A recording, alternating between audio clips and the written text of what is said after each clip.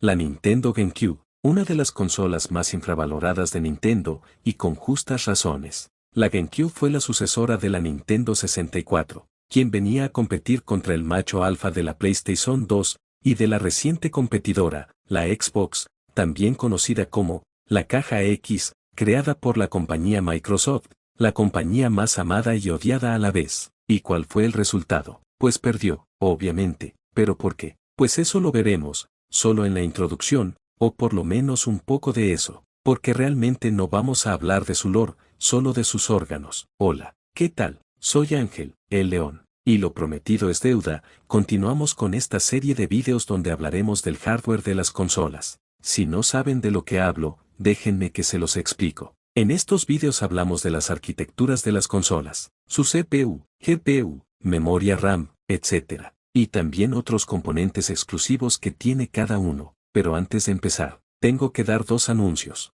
El primero es que la serie Little Tales terminó su primera temporada. Sin embargo, la serie, y las demás que vienen a continuación, no las voy a subir en el canal principal. Recientemente hice un nuevo canal, llamado Ángel el León TV. Es un subcanal de este, donde solo subiré las series y películas en ese canal. Voy a trasladar la primera temporada de Little Tales a ese canal. La segunda temporada se estrenará en ese canal también, y también las demás series que tengo pendiente. De hecho ya está en desarrollo la adaptación de Crash Bandicoot, y la película de Spike también se estrenará también. Básicamente es como si estuviera creando mi propio Netflix, por así decirlo. Y el canal principal será exclusivamente centrado en videojuegos y en las consolas y cualquier tontería que la gente habla en comentarios sobre videojuegos. Seguramente me dirán, esto es demasiado para una sola persona. ¿Acaso hay alguien que te ayude? No, no hay un segundo. Todo lo hago, solo, pero yo no tengo el estrés como si las tienen los guionistas que trabajan para Warner o Disney, porque aquí yo hago lo que quiero. Segundo, a partir de ahora, ya no voy a subir videos cada 8 días, o ninguna fecha limitada. Ahora subiré los capítulos de las series y videos en cualquier momento, porque siento que así no me estreso tanto, como si fuera una tarea escolar hecho con prisa a último día. Eso era todo lo que quería decir. Ahora sí, empecemos con lo más clásico de este canal, dando la advertencia más clásica de todas. Y es que, no acepto, fanboys tóxicos. Los fanboys de los que habló en este canal, son obviamente los fanboys de Nintendo, y seguramente todos los que estén viendo este video, se van a enfurecer, con lo que voy a decir, y posiblemente, me darán dislike, me lanzarán comentarios insultantes, me dirán fanboy de Sony, etc. Pero igual lo voy a decir. Eso sí, igual les doy las gracias por su visita. Lo que voy a decir es que, la GameCube, está exageradamente sobrevalorada, ya que los nintenderos, suelen lloriquear todo el tiempo sobre ese tema. Y siempre dicen esto, la GameCube era la mejor consola de su generación, ella merecía ser la ganadora, etcétera, etcétera, etcétera. Sin embargo, la realidad es otra, la GameCube no era una consola perfecta, era una consola que estaba hecha a medias. No digo que fuera una mala consola, pero tampoco era una consola perfecta. Perfección no existe en este mundo, excepto Cell, él es perfecto, pero lo que hace que la GameCube esté exageradamente sobrevalorada es nada más y nada menos que el Resident Evil 4. Este juego es la principal razón por la que la GameCube está exageradamente sobrevalorada, debido a que la versión de PlayStation 2 de Resident Evil 4 tuvo un desarrollo y lanzamiento apresurado, aproximadamente 7 meses. La gente tomó esto como la razón definitiva de sobreestimar en exceso a la GameCube, al punto de exagerar el nivel de potencia de la consola, como si fuera altísima, incluso diciendo que es superior a la Xbox, cuando en realidad, PlayStation 2 no está realmente alejada de la GameCube. Pero para ser honesto, quiero dejar el tema del Resident Evil 4 para un vídeo aparte, porque de verdad, hay mucho que comentar para todo un vídeo.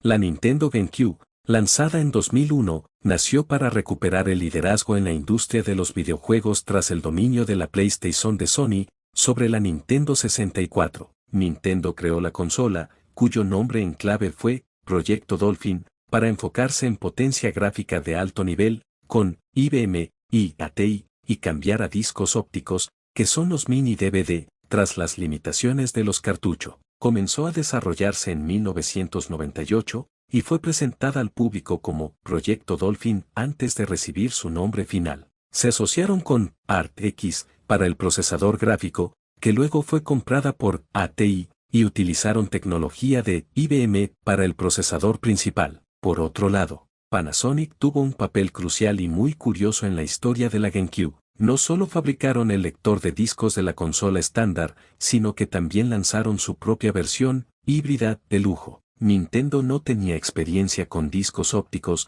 por lo que se alió con Panasonic, Matsushita en ese entonces, para desarrollar la unidad de lectura de la GameCube. Como parte del acuerdo, Nintendo le dio permiso a Panasonic para fabricar su propia consola que pudiera reproducir tanto juegos de GameCube como películas en DVD. En diciembre de 2001, Panasonic lanzó exclusivamente en Japón esta versión, premium, llamada la Panasonic Q. A diferencia de la pequeña consola de Nintendo, la Panasonic Q era un reproductor de DVD de tamaño completo con un diseño futurista, de acero inoxidable, y un frontal tipo espejo. Reproducía DVDs, CDs de audio, y MP3, algo que la GameCube normal no podía hacer. Tenía una pantalla LCD retroiluminada, bandeja de carga frontal y puertos de control que brillaban con una luz azul. Incluía una salida óptica para sonido envolvente y un conector dedicado para subwoofer.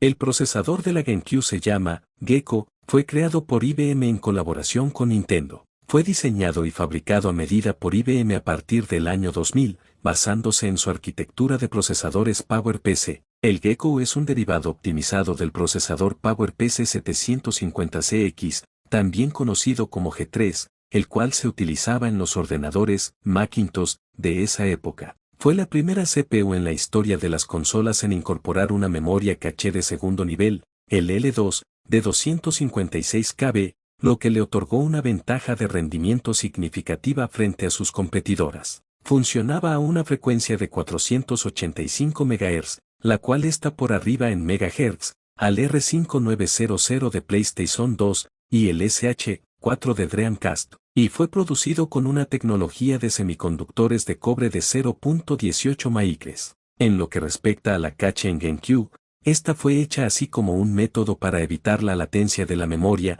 Esto fue debido a los problemas de latencia que sufría la Nintendo 64, porque como sabrán, la caché en GameCube está como un método para evitar la latencia de la memoria. Por lo visto los ingenieros de Nintendo se traumaron tanto por los problemas de Nintendo 64. De hecho, la GameCube tiene la arquitectura más simple de las consolas de su generación, y esto se trata de una evolución de la arquitectura de Nintendo 64 en muchos aspectos. Se puede decir que es una Nintendo 64 corregida y altamente vitaminada. Pero no se alegren mucho, porque esto también va a causar algunos problemas que hablaremos más adelante. En lo que a coma flotante, IBM y Nintendo hicieron un ligero cambio, llamado Pirate Singles. ¿Y qué es el Pirate Singles? El Pirate Single, en GameCube, es una técnica de optimización del procesador Gecko, que permite realizar operaciones matemáticas en dos números de coma flotante de precisión simple, 32 bits,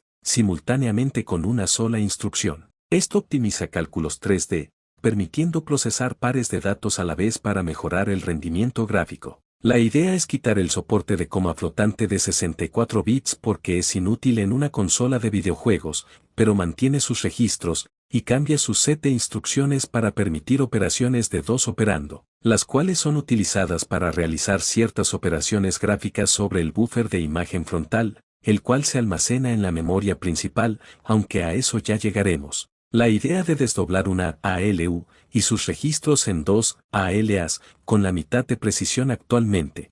Es cierto. Resumen rápido. La ALU es el componente que hace los cálculos. En la GameCube, se modificó para que pudiera hacer dos cálculos al mismo tiempo, aunque con menos decimales, lo que le dio una ventaja de rendimiento gráfico, aunque hasta cierto punto, frente a procesadores estándar de su tiempo. Bien, ¿dónde me quedé? Así. La idea de desdoblar una ALU y sus registros en dos ALAs con la mitad de precisión actualmente. Precisamente este cambio en la FPU es de las dos únicas cosas que diferencian al Gecko de un G3 estándar.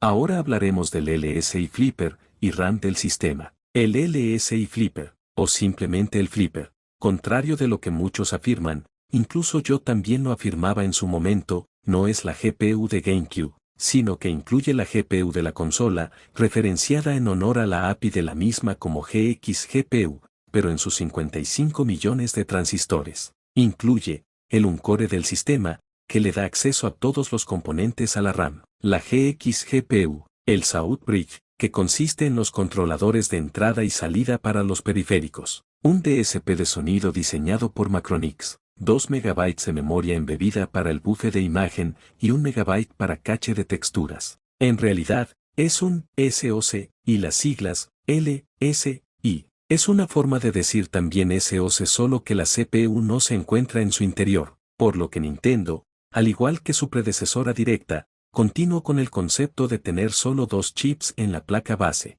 Aquí quiero hacer una parada para corregir algo en el vídeo de la PlayStation 2. En ese vídeo, yo había mencionado que el Emotion Engine es un SoC, pero me equivoqué en lo que significa las siglas, ya que anteriormente dije que el SoC significa Security Operation Center, que traducido significa Centro de Operaciones de Seguridad. No, en realidad las siglas del SoC significan System on a Chip, que significa sistema en un solo chip. Es básicamente un cerebro electrónico que mete casi todo lo que una computadora necesita para funcionar dentro de un solo chip físico. En lugar de tener piezas separadas por toda la placa base, un SoC integra varios componentes clave, como por ejemplo, todo lo mencionado anteriormente con el flipper, pero en el caso del flipper, no posee la CPU adentro, y por eso se considera un semi-SoC, aprovechando el momento, para hablar otra cosa más del Emotion Engine de PlayStation 2.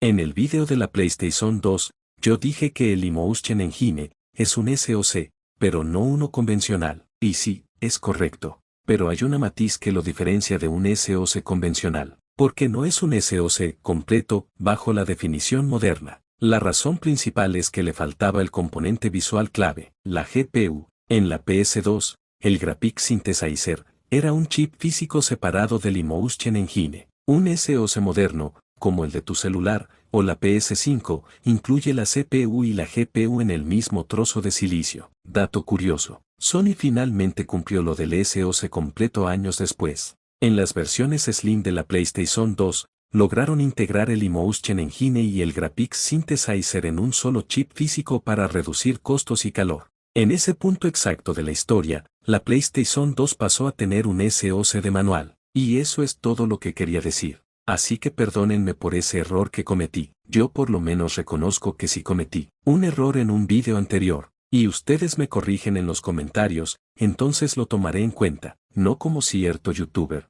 que se enorgullece de las desinformaciones que le gusta hacer. Y sí, amigos, yo creía que el vídeo de Corrigiendo a Celdion solo sería un vídeo relleno, pero al parecer no va a ser la última vez que hablaré de él, pero eso será otro día, porque de verdad hay mucho que comentar. Pero bueno, no perdamos tiempo en un vídeo que no es de Celdion, dado que el controlador de memoria se encuentra en el flipper. El Gecko ha de acceder a través del controlador de memoria en el flipper, a la RAM. Como dije antes, la latencia era el mayor infierno de la Nintendo 64, mientras los cartuchos eran la punta del iceberg. Nintendo, con tal de evitar los problemas de latencia, no solo colocó una cache L2 a la CPU de la consola como he comentado antes, sino que además utilizó un tipo de memoria de RAM bastante particular llamada 1TS RAM, de la compañía MOSIS. ¿Qué es la 1TS RAM? Es un tipo de tecnología de memoria diseñada para combinar lo mejor de dos mundos, la velocidad de la SRAM,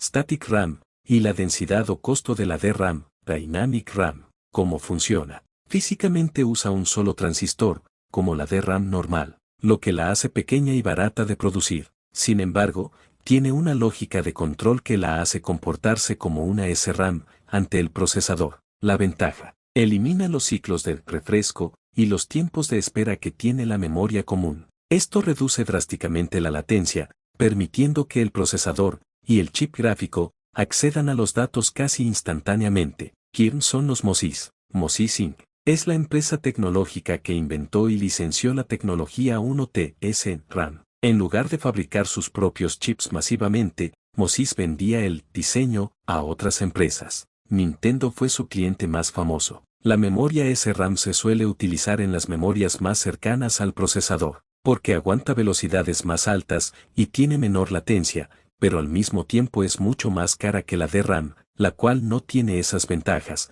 pero su densidad es mucho mayor. El salto de la SRAM a la DRAM se dio con los ordenadores de 16 bits, aunque en consolas, no fue hasta las consolas de 32 bits. La memoria SRAM ocupa mucho más espacio, dado que suele utilizar entre 4 y 6 veces más transistores y almacena los datos en un par de puertas lógicas. Esto le permite almacenar los datos más tiempo y por eso es fiable como cache. La DRAM en cambio almacena los datos en un condensador diagonal capacitor y esta se debe ir actualizando, no es tan fiable pero es mucho más barata, por lo que la 1TS RAM solo por la definición de su nombre, no puede ser memoria. En realidad la memoria 1TS RAM es lo que llamamos una PSRAM o pseudo-SRAM, por lo que hablamos de una DRAM con varios circuitos internos de control en el chip, que le permiten operar como una SRAM. En el caso de la 1TS RAM de MOSIS, este es el motivo por el cual ambos chips de memoria tienen la extraña densidad de 12 MB y no de 16 MB, algo que para muchos desarrolladores eso es algo completamente desfavorable, sobre todo teniendo en cuenta que la PlayStation 2 tenía 32 MB y la Xbox tenía 64 MB. No obstante, la 1TS RAM fue utilizada por Nintendo en la GXGPU, para almacenar el backbuffer y como cache de texturas de manera interna en el chip, con 2 MB de memoria para el Z-buffer, y el color buffer, o backbuffer, y 1 MB como cache de texturas.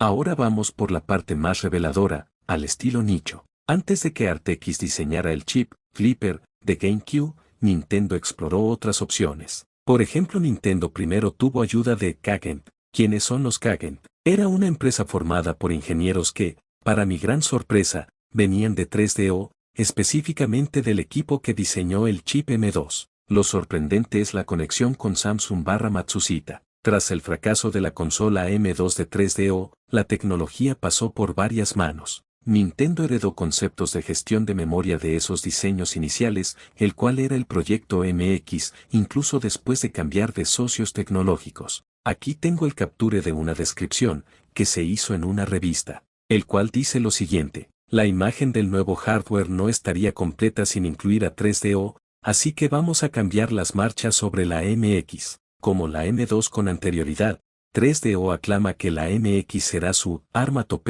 para esta negociación. Nuestros espías no han informado que el sucesor de la M2 ya ha pasado la etapa del documento de diseño y actualmente se encuentra en un hardware real. Por el momento, el chipset de la MX es físicamente enorme, apenas cabe en una mesa, pero una vez que 3DO elimine todos los fallos trabajarán en reducir el tamaño, una práctica común en el negocio del hardware. De todos modos, el MX es impresionante con 5 millones de polígonos moviéndose en pantalla. No solo puede producir los gráficos con filtro trilineal y anti-aliasing de la Nintendo 64 y de la M2, sino que puede efectuar otros efectos filtro anisotrópico, fog lighting y surface anti-aliasing. El secreto del alto rendimiento radica en su arquitectura radical de hardware. Al contrario que otros antes de este, la RAM en el MX se encuentra en el mismo chip que la CPU y el procesador gráfico. Esto describe el proyecto MX de 3DO, como un salto tecnológico que buscaba solucionar los problemas de ancho de banda mediante la integración total. El texto subraya que el secreto del rendimiento es tener la RAM en el mismo chip que la CPU y el GPU. Esto elimina el camino físico que los datos deben recorrer,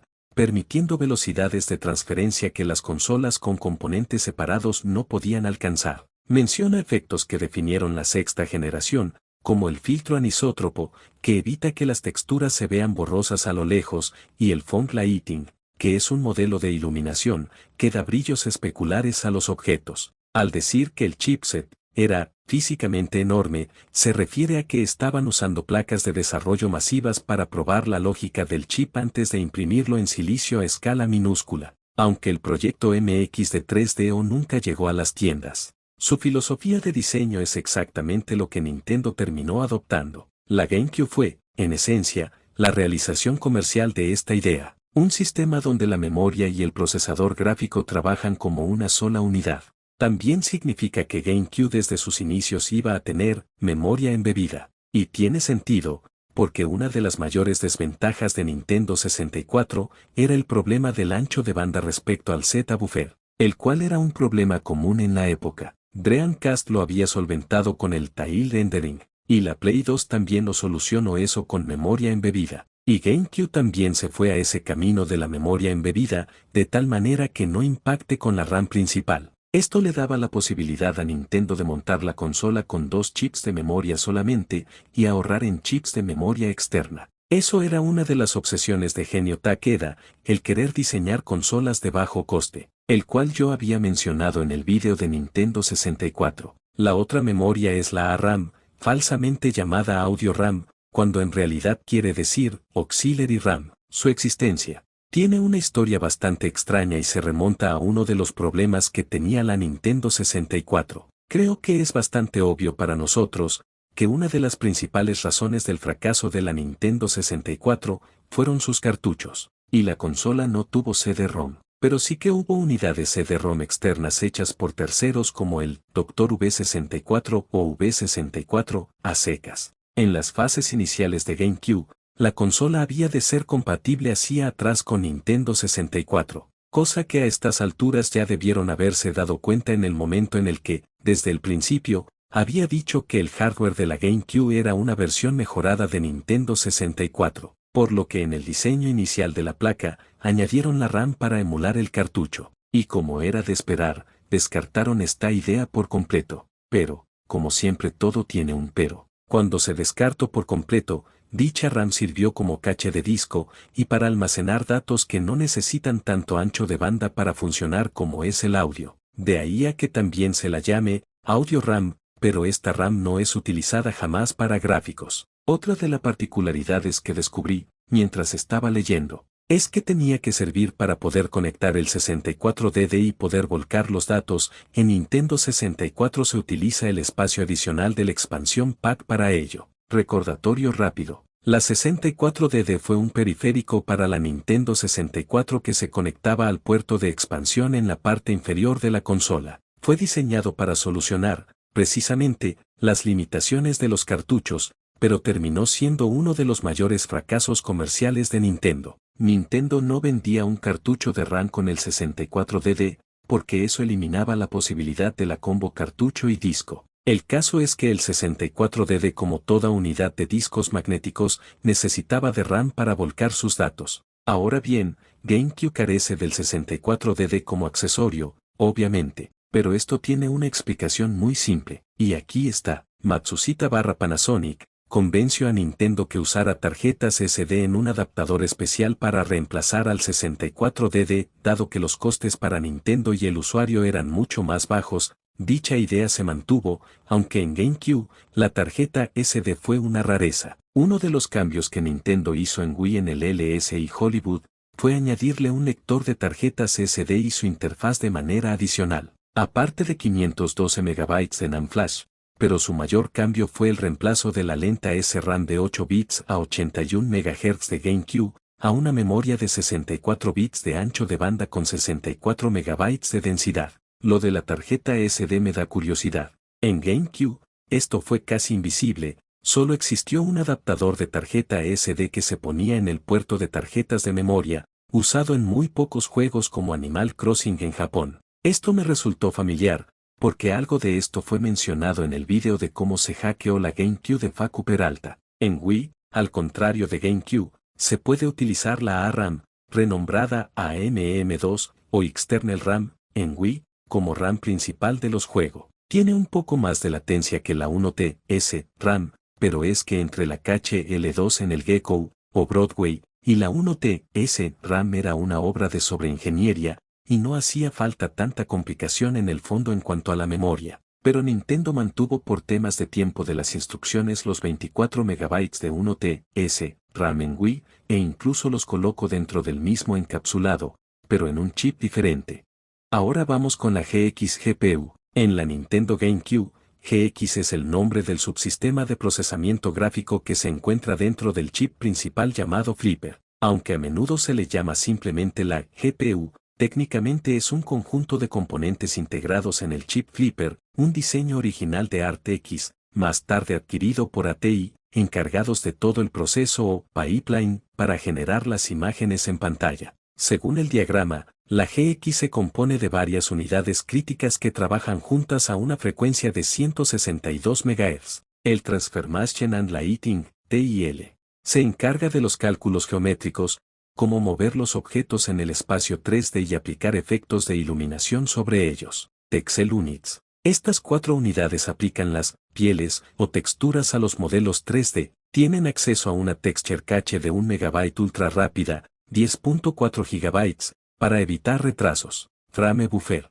Una memoria interna de 2 MB donde se dibuja y almacena el fotograma final antes de enviarlo a la televisión. External Bus. Conecta todo este sistema con la memoria RAM principal, 24 MB, a una velocidad de 2.6 GB.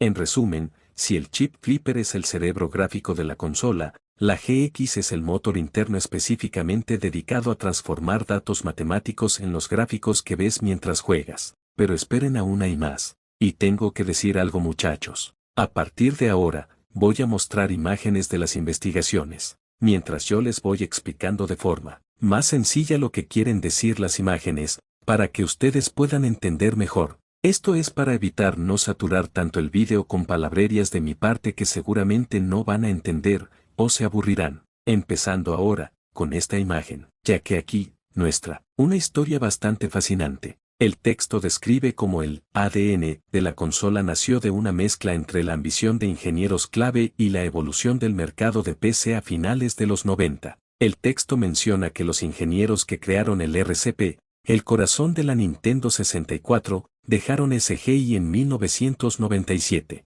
Este grupo, liderado por Wagen, fundó ArtX. Su salida fue crucial porque se llevaron consigo la experiencia de haber trabajado en la primera consola de Nintendo, capaz de procesar 3D real, pero con la intención de refinar esa arquitectura. A diferencia de compañías como 3DFX, que apostaban por tarjetas gráficas dedicadas y costosas, como las famosas Voodoo, el equipo de ArtX tuvo una visión que hoy es estándar: la integración. Querían que el chip gráfico no fuera una pieza aparte, sino que estuviera integrado en el Northbridge, el componente de la placa base que comunica al procesador con la memoria. Lograron crear chipsets de bajo coste para el Socket 7, permitiendo que ordenadores con procesadores Pentium o AMD K6 tuvieran gráficos 3D decentes sin comprar una tarjeta extra. Esta filosofía de integración y eficiencia fue lo que convenció a Nintendo para volver a trabajar con ellos. El LSI Flipper de la GameCube es, en esencia, la culminación de esa idea. Un solo chip que gestiona gráficos, entrada o salida,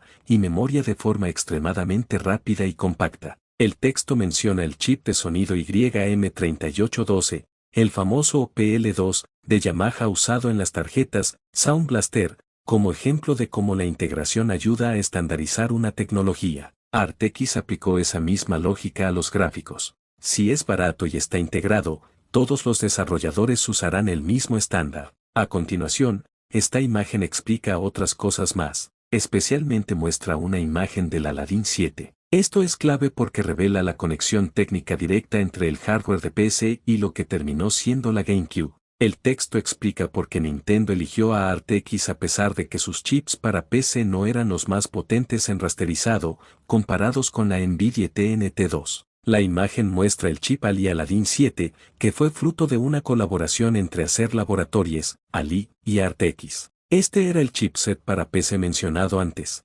Nintendo vio en él una oportunidad de oro para ahorrar costes. Al integrar el controlador de memoria, Northbridge, y la gráfica en un solo chip, la placa base de la consola sería más barata y sencilla de fabricar. Adaptación a PowerPC. Nintendo pidió traducir ese diseño para que funcionara con el bus60X, que es el lenguaje que hablaba el procesador central, que era obviamente la CPU de la GameCube, el Gecko. Lo que realmente enamoró a Nintendo fue que el diseño de ArtX ya incluía una unidad geométrica por hardware. En esa época, específicamente en 1999, incluso juegos punteros como Quake 3 hacían que la CPU calculara los polígonos, la geometría. Las tarjetas gráficas se limitaban a pintarlos, rasterizado y texturizado. La ventaja: Al liberar a la CPU de calcular la geometría, la GameCube podía manejar entornos mucho más complejos y fluidos que otras máquinas sin que el procesador principal se saturara. Sin embargo, esto tenía un coste: sacrificio de potencia. El texto menciona una debilidad.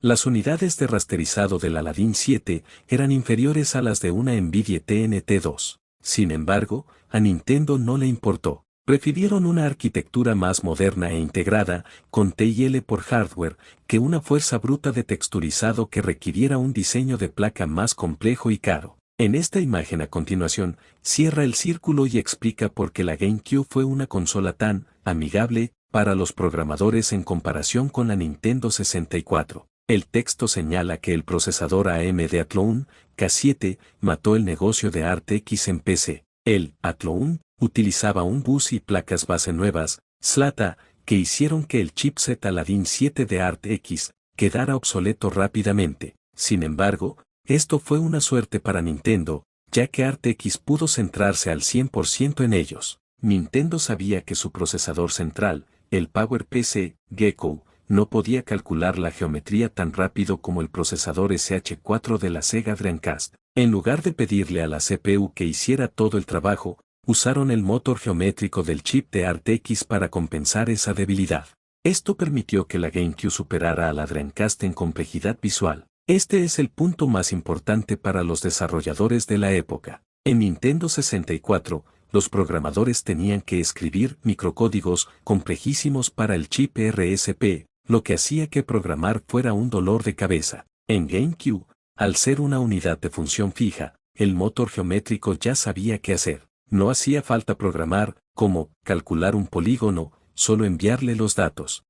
Y ahora vamos por la parte que se podría considerar comparaciones. Y probablemente, los nintenderos, me van a insultar, decirme cualquier cosa, como fanboy de Sony, mira el Resident Evil 4, etcétera, etcétera, etcétera. Pero lo voy a mostrar igualmente, porque esto realmente será un giro de guión. Aquí es donde empezamos a ver las costuras o limitaciones de la arquitectura de la GameCube frente a la competencia de esa generación. Este texto introduce un concepto clave. La unidad XF. La unidad XF es extremadamente rápida haciendo lo que sabe hacer, que es calcular el Word Space Pipeline, el proceso de convertir coordenadas 3D en algo que se pueda proyectar en una pantalla 2D. El problema es que es como una línea de ensamblaje automática. Es muy eficiente, pero no puedes cambiar el orden de las piezas ni intervenir en medio del proceso. Calcula matrices y colores de vértices de forma secuencial y rígida. Pero aquí es donde está el talón de Aquiles.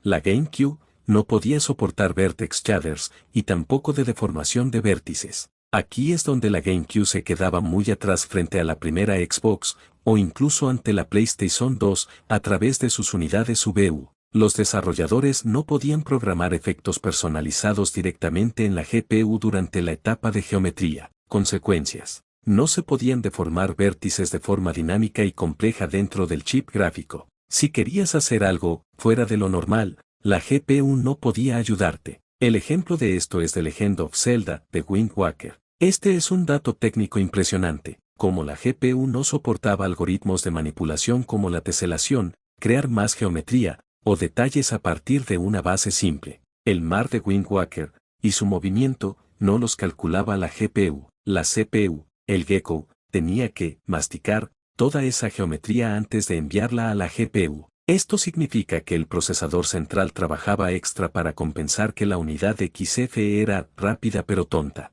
Este fragmento es revelador porque pone nombres y apellidos a las consecuencias de esa rigidez técnica que analizamos antes. Básicamente, explica por qué la GameCube, a pesar de ser más potente sobre el papel que la PS2, se quedó sin algunos de los juegos más punteros de su época. El caso de Burnout 3 es un ejemplo clásico de un no port. El problema. El motor de destrucción de Burnout 3 requería manipular miles de vértices en tiempo real para las deformaciones de los coches. La PlayStation 2 podía hacer esto sin problemas gracias a que tenía la unidad VU0, un coprocesador que trabajaba en paralelo con la CPU para estas tareas. En la GameCube, al no poder hacerlo la GPU, tenía que hacerlo la CPU. El cuello de botella. Aunque el Gecko tenía una FPU, unidad de punto flotante, muy buena, al estar ocupada calculando física de IA, no le quedaba oxígeno para procesar tanta geometría extra. También menciona a Doom 3 y la barrera de los vertex shaders. Muchos creían que Doom 3 fue exclusivo de Xbox solo por dinero, pero había una razón de arquitectura insalvable. Doom 3 utilizaba un sistema de iluminación y sombras que dependía totalmente de la manipulación de vértices, vertex shaders. Como la GameCube no tenía soporte nativo por hardware para vertex shaders, convertir el juego habría requerido reescribir el motor casi por completo para que la CPU hiciera todo ese trabajo, lo cual era técnicamente inviable sin sacrificar drásticamente la calidad visual. La comparación entre la GameCube y la PlayStation 2 es uno de los temas más técnicos y apasionantes de esa generación, porque demuestra que la potencia bruta no siempre gana a la flexibilidad. Aunque la GameCube era más moderna, su estructura era cerrada. La PS2 era lo opuesto, un difícil de programar, pero muy flexible. ¿Cómo afectó esto a los juegos? Los juegos de GameCube suelen verse más limpios y con mejores texturas, gracias a sus 1 MB de caché de texturas, como en Metroid Prime. Sin embargo, la PlayStation 2 podía mover más polígonos con efectos de deformación. Por ejemplo, en Metal Gear Solid 3, la PlayStation 2 gestiona una cantidad de vegetación y efectos de postprocesado, filtros de color y profundidad de campo que habrían ahogado a la CPU de la GameCube. Juegos como Zone of the Enders 2 en PlayStation 2 llenaban la pantalla de miles de luces y partículas. En GameCube, hacer esto era difícil porque su unidad de geometría, el décimo F, no estaba diseñada para gestionar flujos de datos tan caóticos, estaba optimizada para modelos 3D sólidos y tradicionales. Y finalmente, Shadow of the Colossus. Este juego usa una técnica llamada fuerza bruta para el pelo de los colosos y la deformación de sus cuerpos. Como la GameCube no tenía vertex shaders y su CPU tendría que haber hecho todo ese cálculo, el juego probablemente habría funcionado a 5 FPS o se habría visto mucho más simple. Ahora hablemos de algo que yo llamo el efecto multiplataforma. Cuando un desarrollador hacía un juego para ambas consolas, solía ocurrir lo siguiente. Programaban para la arquitectura estándar, la de GameCube o Xbox. Como la GameCube no tenía vertex shaders, no usaban efectos avanzados de vértices para que el juego funcionara igual en todas. La PlayStation 2 a veces recibía versiones mediocres porque no se usaban sus unidades VU, cosa medio entendible debido a la falta de tiempo, lo cual provocó esa visión errónea de que la PlayStation 2 era poco potente, y que hasta el día de hoy, todavía lo siguen creyendo, cuando en realidad, es que nunca veíamos de qué era capaz la PlayStation 2, hasta que llegaban los exclusivos, donde de verdad mostraban que la PlayStation 2 realmente tenía más capacidad de lo que se creía. Pero hay que tomar en cuenta lo más importante de todo. La PlayStation 2, la GameCube y la Xbox son máquinas completamente diferentes, con funciones diferentes, con diferentes formas y estilos de programación. El problema de la comunidad de consolas hoy en día es que tienen esa visión errónea de que si una consola tiene más megahertz que la otra, puede hacer cualquier cosa, lo cual eso es erróneo, y un tanto superficial esa conclusión. El tema de la potencia, debería dejarlo para un futuro video, porque de verdad, esta palabra contaminó tanto la comunidad de videojuegos, que se ignora por completo que las consolas tienen más funciones y características, que no basta con solo decir que tienen más megahertz y ya. Hay bastante que comentar, pero continuemos con el análisis, que aún no hemos terminado. Esta parte del texto pone en perspectiva la verdadera fuerza bruta de la GameCube, pero también nos explica por qué los números de los folletos a veces no se traducían directamente a lo que veíamos en pantalla. El SDK de Nintendo dice que la unidad XF puede transformar 32.4 millones de polígonos por segundo. Es una cifra impresionante, pero tiene un truco. Es la velocidad en condiciones ideales, sin luces aplicadas. En un juego real, un objeto sin luz se ve totalmente plano o negro. En cuanto empiezas a añadir realismo, esa cifra cae drásticamente. También dice que el límite de hardware es por 8 luces. Este es un rasgo típico de una unidad de función fija. El chip GX tiene ranuras físicas para calcular hasta 8 luces de forma simultánea por hardware. La ventaja: calcular esas 8 luces no le cuesta casi nada de esfuerzo a la CPU, el chip lo hace gratis. La desventaja: si querías una escena con 20 luces, como un pasillo con muchas lámparas, no podías simplemente pedírselo a la GPU. Tenías que usar trucos de programación muy complejos o conformarte con 8. El cuello de botella, taza de relleno. El texto menciona algo vital. El problema no es solo calcular la geometría, los triángulos, sino pintarlos, el relleno. Puedes tener una unidad XF capaz de mover millones de polígonos, pero si el resto del chip, el rasterizador, no puede pintarlos lo suficientemente rápido porque hay muchas luces o texturas pesadas, la velocidad general del juego cae. Es como tener un motor de Ferrari en un coche con ruedas de bicicleta. El texto también menciona la comparación imposible con la PS2. Y sí, sé que ya hice una comparación anteriormente, pero en la imagen dice algo que es muy honesto. No se puede comparar directamente con la VU1 de la PlayStation 2. Se lo explicaré de forma sencilla. La XF de GameCube es como un obrero especializado que hace una sola cosa rapidísimo. La VU1 de PlayStation 2 es como un artesano que puede hacer cualquier cosa, pero tarda más en preparar sus herramientas. Como no sabemos exactamente cuántos pasos le toma a la GX completar una escena, las comparaciones de hercios o polígonos suelen ser engañosas. Sin embargo, aún hay más. Aquí se revela el verdadero punto débil, que explica por qué la GameCube, teniendo un motor geométrico tan potente, no siempre dominaba a la competencia. El texto señala al culpable directo, la unidad de rasterizado, del 3 de matemático, al 2 de visual. Para entenderlo fácil, la unidad geométrica, el XF, es como un arquitecto que dibuja planos en 3D perfectos y complejos, puntos y líneas en el espacio. La unidad de rasterizado es el pintor que tiene que rellenar esos planos con color y texturas para que tú los veas en tu tele, que es una superficie plana 2D. El problema es que el arquitecto, el décimo F, era rapidísimo, pero el pintor, el rasterizador, era desesperadamente lento. El cuello de botella. Mientras la unidad XF podía procesar más de 32 millones de triángulos, el rasterizador solo podía pintar poco más de 10 millones. La consecuencia, da igual cuánta geometría sea capaz de calcular el chip GX, al final, el rendimiento real del juego se ve frenado por esos 10 millones. Es como tener una manguera gigante conectada a un embudo diminuto. Mientras leía, descubrí algo bastante decepcionante con la Wii. Obviamente todos estamos claros que la Wii utiliza una arquitectura casi idéntica a la de GameCube. El chip Hollywood es básicamente un chip flipper overclockeado. Nintendo mantuvo ese mismo rasterizador lento en 2006. Mientras tanto, la Xbox original, con su chip NV2A de Nvidia, y las GPUs de PC como la GeForce 2, tenían unidades de rasterizado mucho más eficientes que no desperdiciaban tantos ciclos de reloj.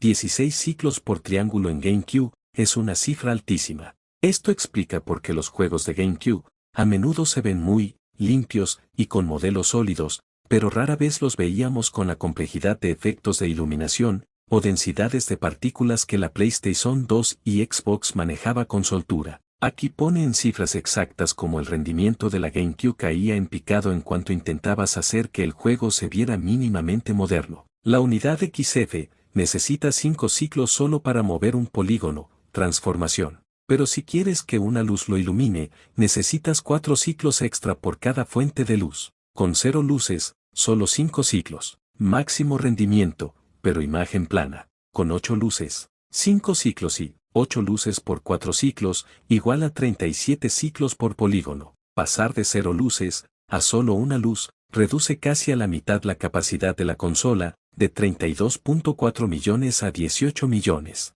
Si un desarrollador quería una escena bien iluminada con las 8 luces de hardware, la GameCube solo podía mover 4.3 millones de polígonos. Esto podía considerarse trampa del marketing versus la realidad.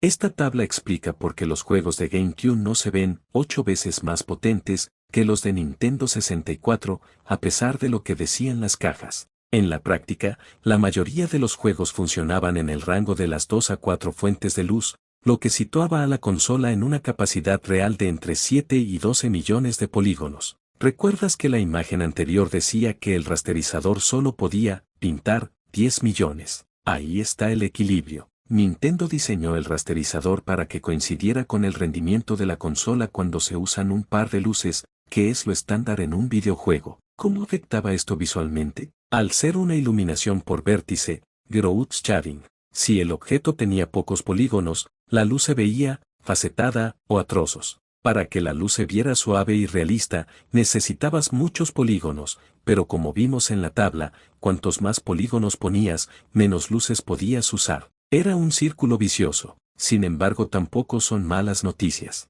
Después de ver las limitaciones del rasterizador, aquí se explica por qué Nintendo tomó esa decisión. Prefieren eficiencia sobre velocidad bruta. Aquí tienes el análisis de este punto de redención de la GameCube. El texto menciona una técnica inteligente llamada HSR. ¿Y qué es? Imagina que estás pintando un cuadro. En lugar de pintar primero la montaña y luego taparla con una casa, el chip GX es capaz de decir: no pintes la montaña donde está la casa porque no se va a ver. El Z-Buffer, que ya todos sabemos qué es, pero igual lo mencionó, usa esta memoria para saber qué objeto está delante de que él. Al no pintar lo que está oculto, evita el overdraw, pintar el mismo píxel varias veces, lo que ahorra muchísimo trabajo a las unidades de textura. El porqué de la lentitud. Aquí se revela el misterio. El rasterizador no es lento porque sí, es más lento porque tiene que realizar cálculos extra para comprobar que superficies son visibles antes de dibujarlas.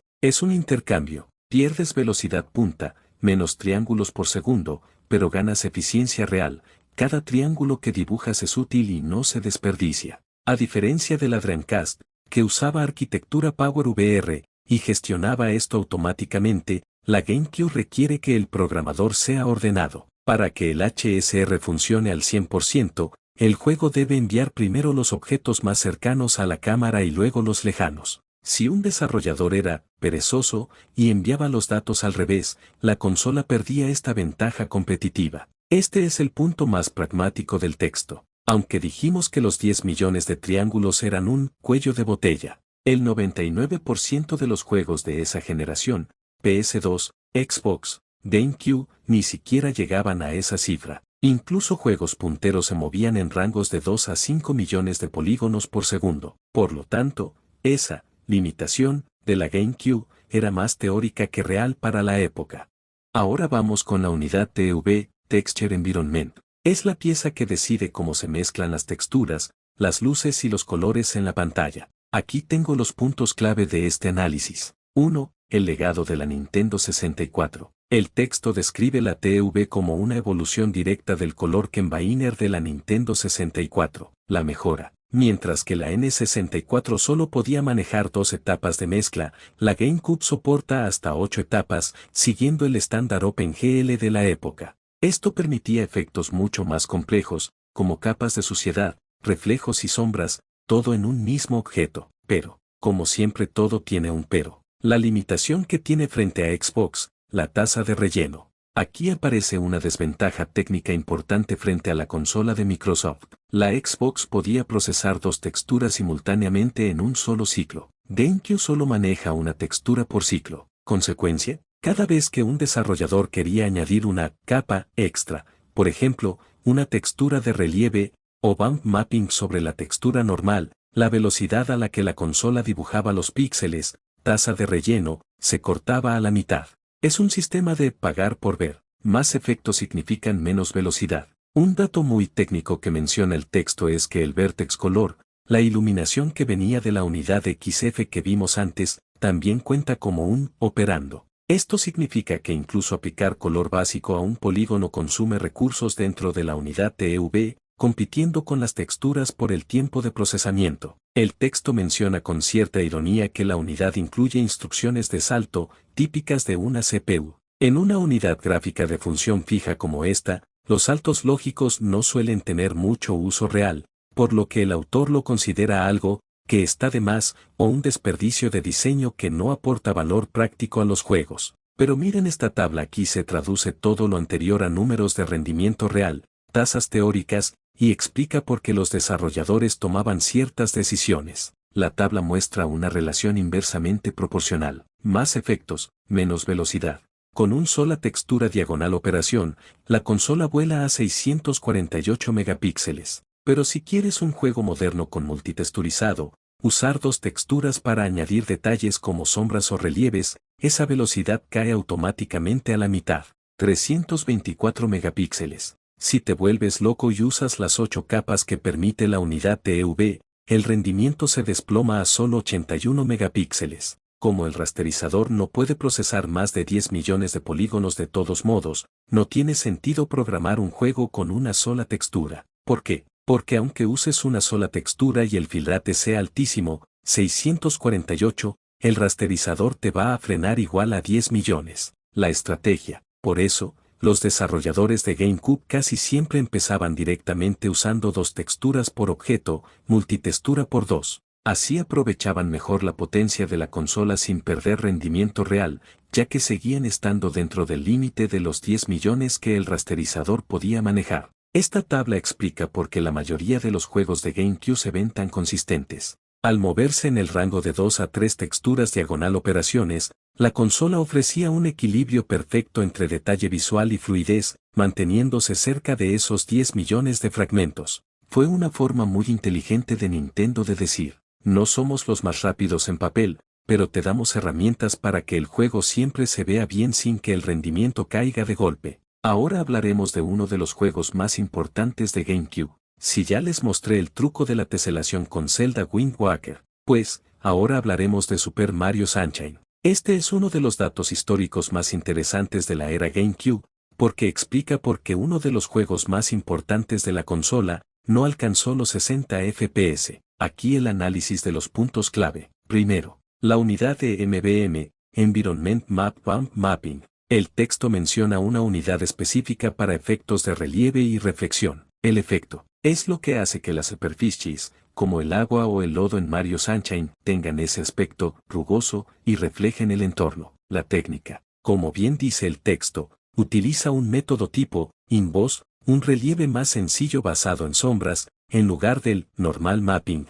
que usaría la Xbox o consolas más modernas. Pero ahora vamos con el sacrificio de Super Mario Sunshine. Este es el bombazo técnico. En la beta, el juego corría originalmente a 60 fotogramas por segundo. Se veía extremadamente fluido. El problema: al querer añadir el efecto de MBM para que el agua de Isla Delfino se viera revolucionaria, chocaron con la limitación de la GPU GX, una textura por ciclo. Como el efecto consumía ciclos extra y reducía la tasa de relleno a la mitad, Nintendo tuvo que elegir o agua bonita a 30 FPS, o agua simple a 60 FPS, y creo que la respuesta es obvia. Eligieron la estética, y por eso el juego final funciona a 30 FPS. Si se fijan en las zonas de sombra, especialmente en los bordes de las colinas, o las zonas oscuras del agua, verás una especie de ruido o patrón de puntos. Como la consola no podía procesar todos los colores a 24 bits sin perder velocidad,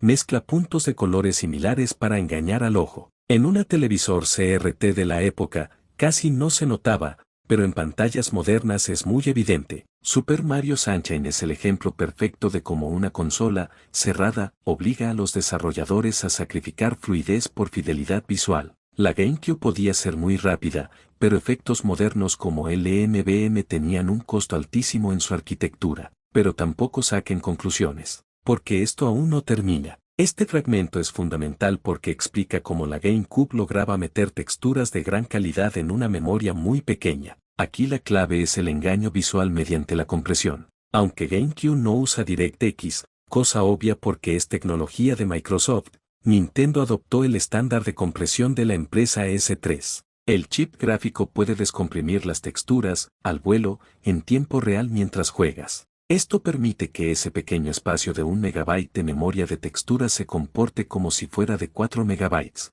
Esto permitía mundos mucho más detallados de lo que el espacio físico sugería. Sin embargo, mientras leía, vi algo peculiar. El texto menciona un límite técnico extraño. La GameCube no acepta texturas individuales mayores a 512 por 512. La PlayStation 2 y la Xbox, y los PC de la época, podían manejar texturas de 2048 por 2048, mientras otras consolas tenían que trocear una textura grande para que cupiera en su memoria caché, lo que creaba errores visuales o lentitud. La GameCube tenía un acceso directo a toda la textura de golpe. Aunque el límite de tamaño parece una debilidad, la forma en que el hardware gestiona ese acceso directo es tan compleja y eficiente que compensa la limitación. En lugar de tener una textura gigante y borrosa, la GameCube manejaba texturas más pequeñas pero extremadamente nítidas y rápidas de cargar. Este fragmento final es clave porque desmitifica el origen de la consola y explica la carrera armamentista que ocurrió entre vestidores con Sony. Aunque ambas consolas usan memoria embebida dentro del chip, el texto aclara una diferencia vital de eficiencia. La PlayStation 2, debido a su diseño, a veces tenía que enviar la misma geometría varias veces junto con las texturas, lo que saturaba el bus. GameCube solo envía la geometría una vez las texturas para los efectos de multitexturizado, y se cargan directamente en la memoria de texturas embebida. Esto hace que el tiempo de búsqueda de datos sea casi nulo, siendo mucho más eficiente que leer desde la RAM principal. La memoria embebida de GameCube no fue una copia de la PlayStation 2. Viene del diseño de la GPU MX que la empresa Kagent, de la desaparecida 3DO, que estaban desarrollando. ArtX heredó este diseño. Por lo tanto, Nintendo ya tenía planeado usar memoria interna mucho antes de ver el Graphics Synthesizer de Sony. El texto revela que la GameCube original iba a ser más modesta, diseñada solo para superar a la Dreamcast. Sin embargo, cuando Nintendo dieron las especificaciones técnicas de la PlayStation 2, decidió retrasar el lanzamiento de la consola un año para vitaminarla. Y también pasó lo mismo con Microsoft, quienes también se sintieron intimidados ante las especificaciones técnicas de la PlayStation 2. Pero ya llegaremos a ese tema cuando hable de la Xbox, porque de verdad, con Xbox, hay mucha tela marinera. Nintendo no copió a Sony, pero sí usó el poder de la competencia como vara de medir para asegurarse de que su cubo no naciera obsoleto. Sin embargo, eso no quita que Sony fue la primera entre los tres en pensar en la memoria embebida, porque recordemos que la PlayStation 2 empezó su desarrollo en 1995, y fue hecha internamente por Sony. Pero por otro lado, esta imagen explica el paso final antes de que la imagen llegue a tu televisor, revelando una limitación de espacio que obligó a Nintendo a ser creativa con la memoria. Como la memoria interna, LFB, es muy pequeña y costosa, no hay espacio suficiente para mantener ahí la imagen final que se va a mostrar, el front buffer. Por eso la imagen se dibuja en la memoria rápida. Una vez terminada, se tiene que copiar a la RAM principal de la consola, que en este paso se llama XFB, External Frame Buffer. Lo interesante es que esa copia no es solo mover datos, el chip GX aprovecha ese viaje para aplicar filtros de último segundo que mejoran la calidad visual sin costo extra para la CPU. Elimina los bordes, serruchados, y el parpadeo molesto en las teles viejas de tubo. Ajusta el brillo y el contraste para que los colores se vean naturales. Traduce el lenguaje de color de la computadora al lenguaje que entienden los televisores. Reajusta el tamaño de la imagen si es necesario. La GameCube es una consola de extrema velocidad interna, pero con poca capacidad de almacenamiento inmediato. Al tener que mover la imagen a la RAM externa para liberarla, la consola se asegura de que el chip gráfico esté siempre vacío y listo para dibujar el siguiente fotograma lo antes posible. Con esto terminamos de entender todo el camino, desde que un polígono es una fórmula matemática hasta que se convierte en un píxel con filtro de brillo en tu pantalla. Pero aún hay más. Esta imagen detalla la estructura interna del EFB, Embedded Frame Buffer, que es esa memoria ultra rápida de 2 MB donde se cocina la imagen final. Aquí vemos cómo Nintendo dividió ese espacio para gestionar el color y la profundidad al mismo tiempo. El EFB no es un bloque sólido, sino que está dividido matemáticamente en dos secciones de 640 por 528 píxeles. Buffer de color. Guarda la información cromática de lo que ves. Buffer Z guarda la información de profundidad, qué objeto está delante de cuál. Aquí el texto explica algo muy técnico sobre la calidad de imagen. Modo estándar, RGB. Soporta hasta 8 bits por componente, rojo, verde, azul. Esto da una profundidad de color muy buena, 24 bits en total. Modo con transparencia, RGBA. Si el juego necesita usar un canal alfa, para efectos de cristales, agua o humo transparentes, la precisión cae a 6 bits por componente. La consecuencia. Por eso, en juegos con muchas transparencias, a veces se nota una pérdida de fidelidad en los colores o ese ruido visual que se ve en algunos juegos. El fragmento técnico de abajo menciona un modo especial de 48 bits. Dedica 24 bits al color y 24 bits al buffer Z. Este modo ofrece la máxima nitidez posible en la consola, pero tiene una pega. No permite usar anti-aliasing por hardware al mismo tiempo. porque no queda espacio en esos 2 MB para los cálculos de suavizado de bordes. Esta imagen nos confirma que la GameCube era una lucha constante por el espacio. Tenías 2 MB, o los usabas para tener colores perfectos, o para tener transparencias suaves, o para suavizar los bordes, pero el hardware te obligaba a elegir. Es impresionante que, con solo 2 MB de memoria de trabajo, los desarrolladores lograran resoluciones de hasta 640x528 con esa claridad. Esta imagen final del análisis técnico nos da la explicación definitiva de por qué la GameCube tenía esa nitidez tan característica, pero también porque sufría con ciertas resoluciones y colores. Señala que el sistema podía soportar color de 24 bits sin problemas, pero que Nintendo cometió un error de cálculo con el ancho de banda del texturizado. Para ahorrar recursos, no lo aumentaron lo suficiente, lo que obligó al sistema a usar dithering, esos puntitos en las sombras, para simular colores que el bus no podía transportar a máxima velocidad. Aquí se explica el modo de 96 bits para el super muestreo. Para suavizar los bordes de la imagen, la precisión del color y del buffer Z caía a 16 bits cada uno. Como el suavizado consume mucho espacio en la memoria interna, EFB, la resolución vertical se cortaba a la mitad, 640 por 264. Si un desarrollador quería mantener una resolución alta con suavizado, tenía que pedir prestada memoria a la RAM principal, el 10º FB, lo cual era mucho más lento. El texto menciona una de las funciones más queridas por los coleccionistas hoy en día, y yo también me incluyo. La mayoría jugaba en teles de tubo a 60 Hz con 262 líneas, o sea, entrelazado. Pero la GameCube era capaz de emitir escaneo progresivo, 480p. Para activarlo, no bastaba con la consola, necesitabas el famosísimo cable por componentes, que hoy es carísimo, el cual se conectaba al puerto digital que solo tenían los primeros modelos de la consola. Lo que hemos leído en todas estas imágenes nos deja una conclusión clara. La GameCube era una máquina de compromisos técnicos. Tenía una potencia geométrica y de texturizado bastante decente, pero estaba encerrada en una memoria interna muy pequeña de 2 MB.